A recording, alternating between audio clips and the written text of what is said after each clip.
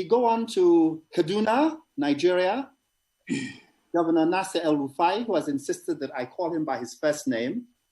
Nasir, I'm going to pose the same questions that I posed to President Akufo-Addo. What did you see? What did you decide to do about it? Why did you decide what you did, and how is it going? Well, thank you, Kim. On the 20th of February, the very first case of coronavirus was announced in Nigeria. And for us in Kaduna State, Lagos was very far away, yet we knew Lagos is close. This Italian who was the first index case was in Ogun State, but we knew that it's a matter of time that this virus would get to Kaduna State. And fortuitously, exactly a month later, on the 28th of March, I was tested positive for the virus. But before then, it was very clear to us that the response of the Lagos State government was quite appropriate. Lagos was bound to be the epicenter of this virus because it is the major international transportation hub into Nigeria. We knew that Abuja would be next for the same reason. And we also predicted that Kano would be the third because Kano also has international flights coming in and this virus would somehow be imported. For us in the Kaduna State government, what was very clear was that this virus will come to us soon. We had to start preparing, and we assembled our team of public health experts, economists, and so on and so forth. Luckily for me, the Deputy Governor of Kaduna State is a public health consultant. This is her area, epidemiology. So it was easy to let her take charge of the situation. Our Commissioner of Health has been in the UN system for nearly 30 years, also a public health specialist.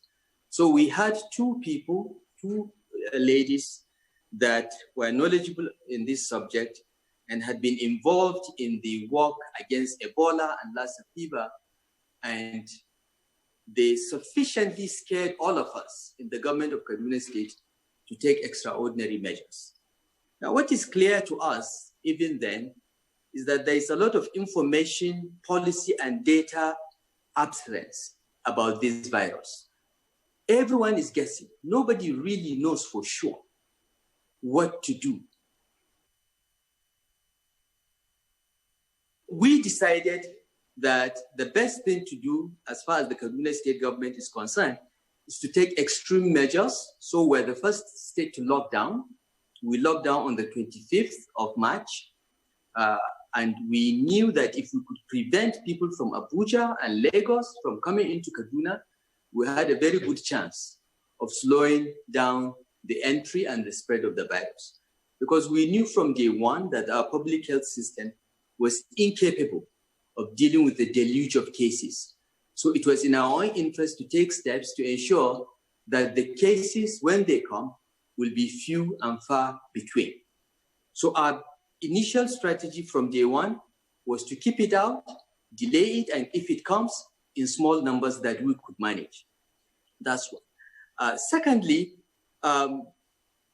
when we locked down, we also had a package in which we spent 500 million of government funds to buy food and necessities to deliver to the poorest in the society.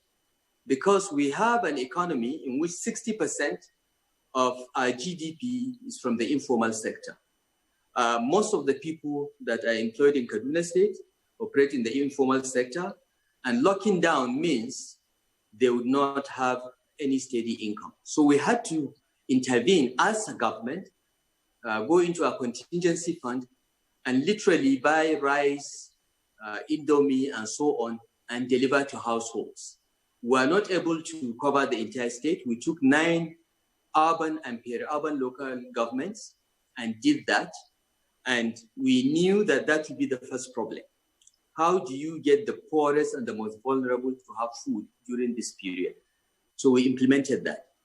We also knew that many of our businesses are small and medium enterprises and micro enterprises, and we had to find a way to lock down in a way that they could still operate. So for instance, we exempted all grocery stores, all those that sell food, all pharmacies and patent medicine stores, we exempted them from the lockdown.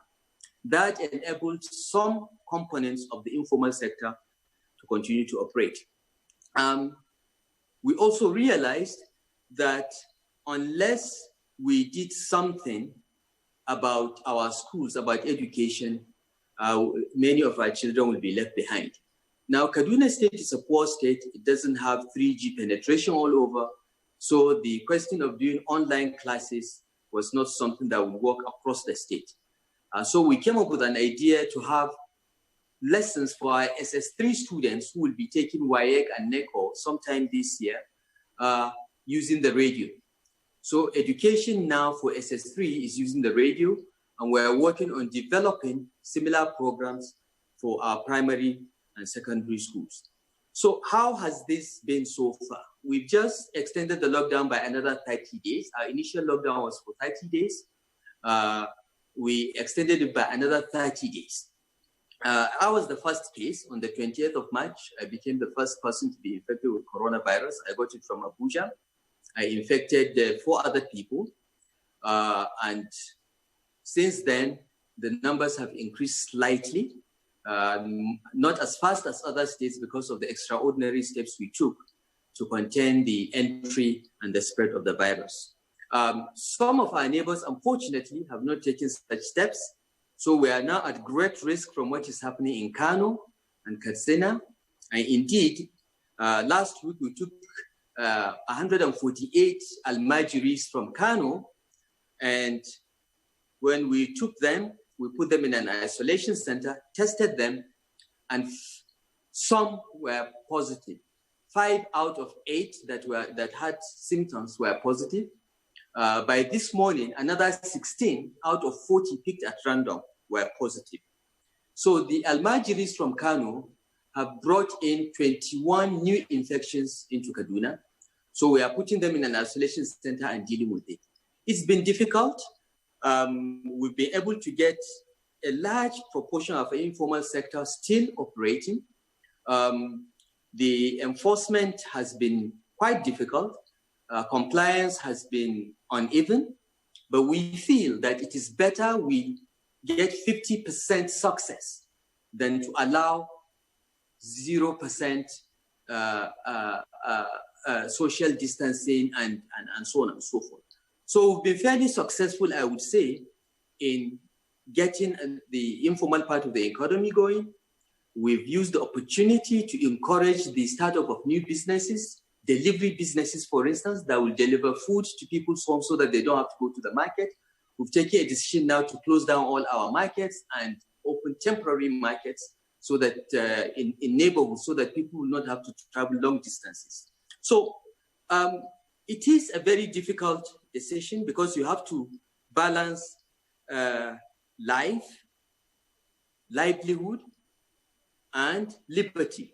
Because to lock people down, to prevent most of the people from going out for a month is infringing on their liberty to some extent. But we prioritize life. We decided that we had to do whatever we had to do to ensure that the lives of the people of Kaduna State are protected. And that's why we closed our state. We don't allow vehicles in. We don't allow passenger vehicles. We allow freight vehicles. We allow the movement of goods and services because Kaduna is a transportation hub and an important commercial center in northern Nigeria. So we allow that. A lot of agriculture is still going on. A lot of transport and logistics businesses are going on. Petroleum products are going through the state, but we want to keep people out, and we've tried to keep people out. We do not think this is the time to relax the lockdown. because in a state of our 10 million people, we've only tested about 200 people, and we have about 20 so far infected, and we do not think we have a handle yet on the footprint of this virus to relax the lockdown. But we believe that every state should look at its own circumstances and take its own decisions. The federal government has taken its own decisions regarding Lagos, Ogun, and the FCT. We are not relaxing.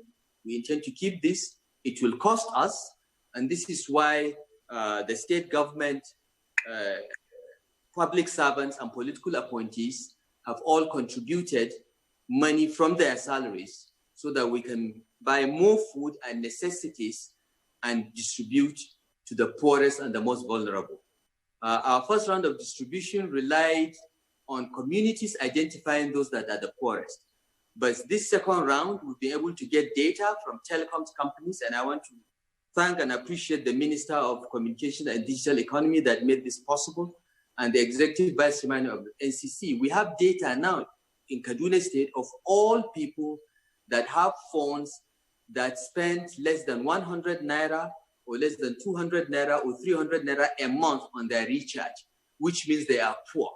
So those are the ones that we can now target. We know exactly who to give this food intervention support to, and those are the ones we are targeting. So we hope that our second round of distribution of the food and other necessities will be better targeted and will be fairer. So that's what we are doing.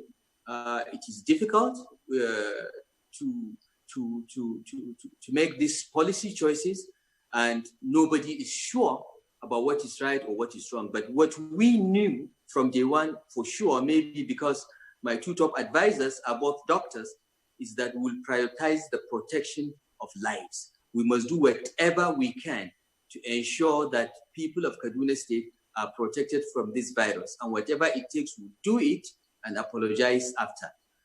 So that's what we've been doing. And but I believe that at the end of the day, each subnational, each country must find its own way and its own solutions. The coronavirus will change the way we live and work for the rest of our lives. The new normal will be quite different from what we used to know. But we also think that it has created opportunities for new businesses to thrive. For instance, now we must all have internet, 3G, 4G, all over the country, because everybody now needs it. A lot of what we'll be doing in education and healthcare will have to be using the internet. Delivery and logistics business will thrive. This is also an opportunity for fintech businesses to rise. This is the time for mobile money to finally take off in Nigeria, because we don't have a choice anymore. And for many of us, governments and the Nigerian elite, this is a wake-up call for us to have a strong and functioning public health system. And we are investing aggressively in strengthening our health system, because for the first time in the history of Nigeria, the Nigerian elite have been locked down in Nigeria. They have to use Nigerian medical care. They cannot go abroad. And this, I think, is another opportunity for us to rebuild our public health systems. And I'm happy and we are grateful to the private sector for coming in and supporting the federal government and the states in this regard. We are grateful to the private sector also for all the contributions they have made, both monetary as well as in-kind food, medical equipment, and commodities that has helped the federal government and the states to fight this virus. Thank you.